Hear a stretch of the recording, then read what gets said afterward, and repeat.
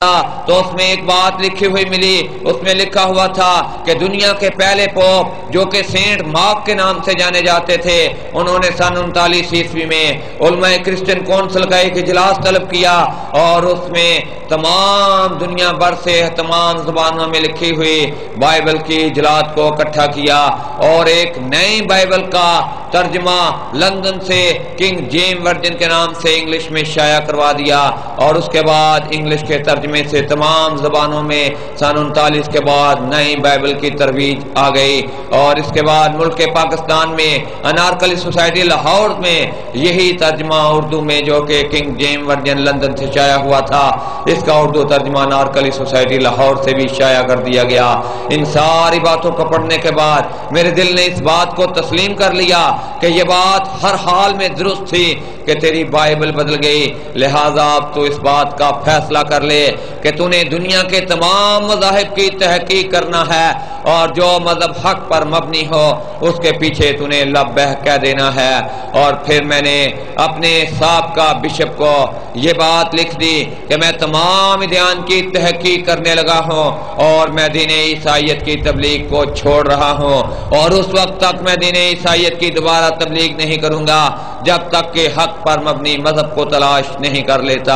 اور پھر میں نے تمام ادیان کی تحقیق کا ارادہ کر لیا اور تحقیق کرنا شروع کی۔ تو تحقیق کرتے ہوئے میں نے توریت کو پڑھا، زبور کو پڑھا، انجیل کو پڑھا، صحائف الانبیاء کو پڑھا، گیتا کو پڑھا، گرنتھ کو پڑھا، سنسکرت کو پڑھا، بدھ مت کو پڑھا، جین مت کو پڑھا، اور بہت ساری دنیاوی علوم پر مشتمل علماء کرام کی کتابوں کو پڑھا، لیکن کوئی بھی ایسی کتاب یا کوئی بھی ایسا دین میرے دل میں گھر نہ بنا سکا جو کہ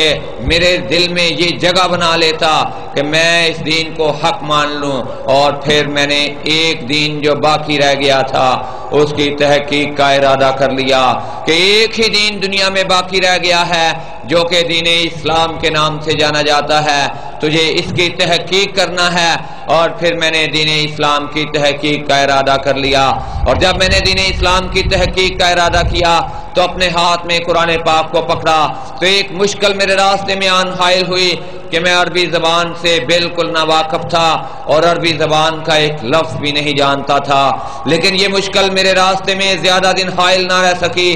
اور میں نے دنیا کی قدیم ترین زبان جو کہ مصری کے نام سے جانی جاتی ہے، مصری زبان جو ہے وہ دنیا کی قدیم ترین زبان ہے، میں نے مصری میں قرآن پاک کا نسخہ اپنے ہاتھ میں پکڑ لیا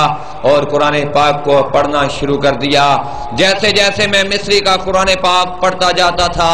میرے دل کو تسلی ہوتی جاتی تھی اور میرے اندر دین اسلام کے لیے ایک محبت جاگنا شروع ہو گئی، یہاں تک کہ وہ وقت آ گیا کہ جیسے جیسے میں نے مکمل طور پر اس کو پڑھنا چاہا تو یہ میرے دل میں ایک ایسی شمع روشن ہونا شروع ہوئی جو کہ نہ بجھنے والی شمع تھی، اور پھر وہ وقت آ گیا کہ میں نے مکمل طور پر مصری کے قرآن پاک کو اپنے دل میں اتار لیا، اور جب تک مصری کا قرآن پاک میرے دل پر نقش ہوتا دین اسلام کے لیے میری محبت بڑھنے لگی، لیکن میرے دل میں ایک خلش تھی اور میرا دل جو کہ تحقیقی نگاہ سے دیکھتا تھا، میں نے اپنی تحقیقی نگاہ سے اس بات کو دیکھا کہ میں نے مصری میں قرآن پاک کو پڑھا ہے، تو اس بات کو بھی دل میں رکھو کہ جس طرح انگلش کی بائبل کچھ اور کہتی ہے، اردو کی بائبل کچھ اور کہتی ہے، عربی کی بائبل کچھ اور کہتی ہے، دنیا کی تمام زبانوں کی بائبل کچھ اور کہتی ہے، تو دیکھو جس طرح تم نے مصری کا قرآن پاک دیکھا ہے کیا انگلش کا قرآن پاک بھی وہی کہتا ہے؟ تو پھر میں نے انگلش کے قرآن پاک کو پڑھنا شروع کر دیا، اور پھر وہ وقت آ گیا کہ جیسے جیسے انگلش کا قرآن پاک پڑھتا جاتا تھا دین اسلام کی رغبت میرے اندر جوش مارنے لگی، اور پھر وہ وقت آ گیا کہ میں دین اسلام سے مکمل طور پر واقفیت حاصل کر چکا، اور وہ وقت جب آ گیا کہ میں دین اسلام کو جان چکا تو میری رغبت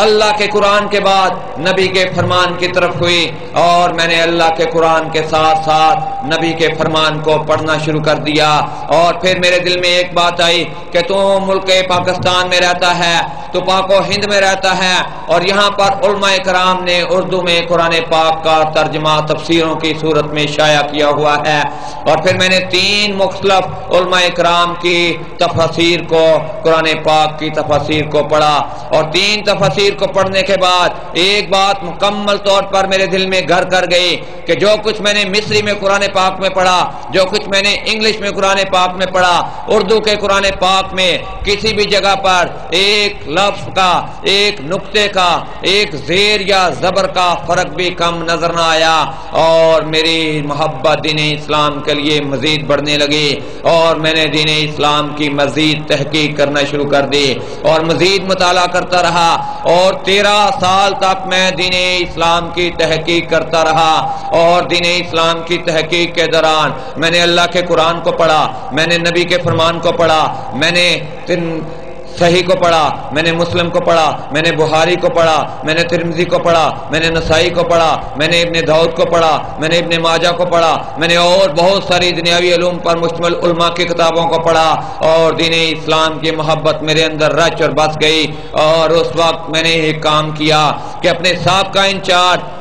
بشپ گریس ریال کو اپنا استعفیٰ لے کر بھجوا دیا کہ اب میں نے دنیا میں جس چیز کی تلاش میں تھا، دنیا کے تمام مذاہب کی تحقیق کی اور دین اسلام کو حق پر مبنی مذہب پایا، اور یہ ایک مکمل ضابطۂ حیات ہے جس کو میں نے اپنے دل میں جگہ دی، اور یہ وہ چیز تھی جس کی میں 13 سال تک تحقیق کرنے کے بعد تلاش میں تھا، اور اس دین نے میرے دل میں گھر بنا لیا، لہٰذا میں نے آپ کو اپنا استعفیٰ لکھ دیا کہ آج کے بعد میں دین عیسائیت کی مزید تبلیغ نہیں کروں گا۔ تو انہوں نے مجھے جواب میں لکھا کہ تمہیں کیا پریشانی ہے کہ تم دین عیسائیت کی تبلیغ کو خیر بات کہہ رہے ہو، تمہیں 22,000 روپے مہینے کی تنخواہ دیتے ہیں، رجسٹرار پادری ہو 5,000 روپے ایک نکاح کی فیس دیتے ہیں، 8 سے 10,000 روپے ہر اتوار کا چندہ دیتے ہیں، پھر کیوں ایسی بات کرتے ہو کہ تم اس بات کو چھوڑتے ہو کہ تم دین عیسائیت سے منحرف ہوتے ہو؟ تو میں نے انہیں کہا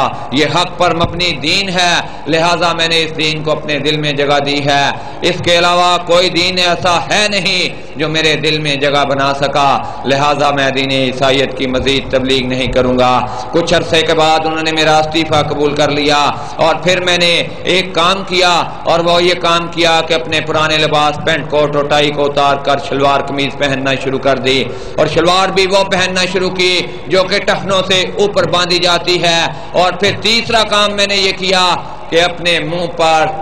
سنتے نبوی کو جگہ دے دی، اور اس وقت میں نے کلمہ حق نہیں پڑھا ہوا تھا، صرف 13 سال کی تحقیق تھی، لیکن آج بھی مجھے اس جلسہ گاہ میں بیٹھے ہوئے ان لوگوں کو دیکھ کر بڑا دکھ ہوتا ہے جو کہ یہ کہتے ہیں کہ الحمدللہ میں مسلمان ہوں، میرا باپ مسلمان تھا، میرا دادا مسلمان تھا، مجھے لفظ مسلمان وراثت میں ملا ہے، اس لیے میں کہتا ہوں کہ میں مسلمان ہوں۔ میں ان مسلمانوں کے چہروں کو دیکھ کر بڑے دکھ کے ساتھ یہ الفاظ کہتا ہوں کہ میں تو جب عیسائی تھا تو اس وقت میں نے اپنے دل میں اللہ کے نبی کی محبت کو جگہ دے دی اور اپنے منہ پر سنتے نبی کو جگہ دے دی، لیکن ان چہروں کو جو آج بھی یہ کہتے ہیں کہ الحمدللہ میں مسلمان ہوں، سنتے نبوی سے محروم دیکھ کر مجھے بڑا دکھ ہوتا ہے کہ یہ کہتے ہیں کہ میں اللہ کے نبی کے نام پر، نبی کی سنت کے نام پر اپنا تن من اور دھن نچھاور کر سکتا ہوں، لیکن ایک کام نہیں کر سکتا کہ اپنے منہ پر نبی کی سنت کو جگہ نہیں دے سکتا،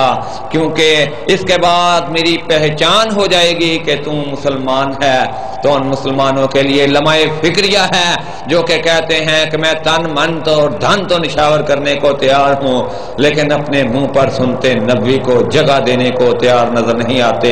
پھر میں تحقیق کے دوران جب اپنی گلیوں میں اور بازاروں میں مسجدوں کے چکر لگایا کرتا تھا تو دیکھتا تھا کہ جس مسجد کی طرف بھی جاتا تھا 2-2 کنال کی جگہ پر محیط مسجد نظر آتی ہے، اور جب اندر نگاہ کر کے دیکھتا تھا تو بڑی شرم آتی تھی مجھے کہ یہ کیسے لوگ ہیں جو کہتے ہیں کہ الحمدللہ میں مسلمان ہوں، مؤذن پکار رہا ہے اللہ اکبر اشہد ان اللہ، نماز کی دعوت دے رہا ہے اور کہہ رہا ہے کہ نماز کا وقت ہو گیا ہے، اللہ کے گھر میں چلے آؤ، اور ہر مسلمان پر اللہ نے